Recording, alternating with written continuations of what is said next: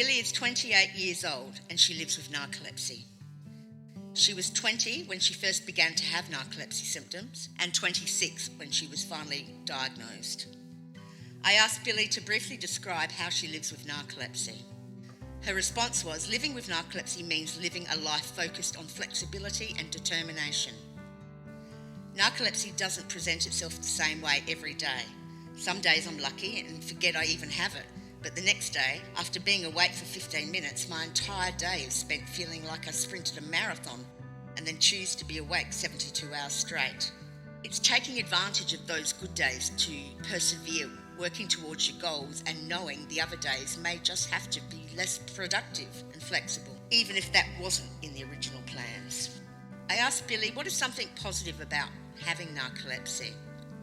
And she responded, through narcolepsy, I've been able to better understand both who I am as a person and who my support system is in my life. As a medical student, I've learned to always stay focused and efficient in my work. Without comprehensively establishing my priorities and goals, I wouldn't be able to take on the daily challenges that come with both medical school and living with narcolepsy. Furthermore, I found that one of these priorities is having a strong support system. While not everyone can understand narcolepsy on a personal level, having a compassionate group of family and friends who both support you on the rough days and celebrate your successes on the good days is so crucial. After my diagnosis, I realised how truly lucky I am to have such an uplifting community of people in my life. I then asked Billie, is there a change that you'd like to see happen for people living with narcolepsy in Australia? Her response was, as an American living abroad here, I've come to realise the limited options for narcolepsy medications that are available for Australians. Because we do not fully understand why some medications work better for some narcoleptics than others, having the ability to try different treatment plans and find the one that fits best for you is so important. The medication that I found works best for me is not available in Australia at this time, yet it could be the perfect fit for other Australians and they wouldn't even know about it. I hope with the increasing awareness of narcolepsy there can be a movement to expand the availability of treatment options here. I asked Billie to name one thing that she wished others knew or understood about having narcolepsy.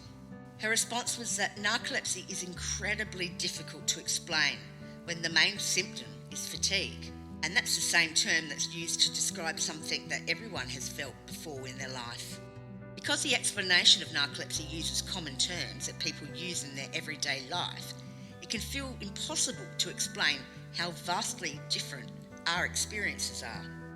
It's easy for others to talk down the condition because it's so difficult to quantify it, which explains the reason why the time to diagnosis is so delayed. Fatigue is a part of the human condition.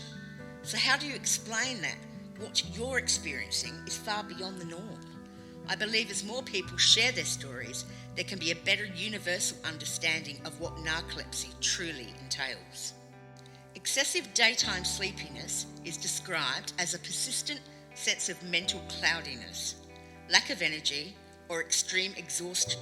It includes daytime sleep attacks that may occur with or without warning and may be uncontrollable, and persistent drowsiness which can continue for prolonged periods of time.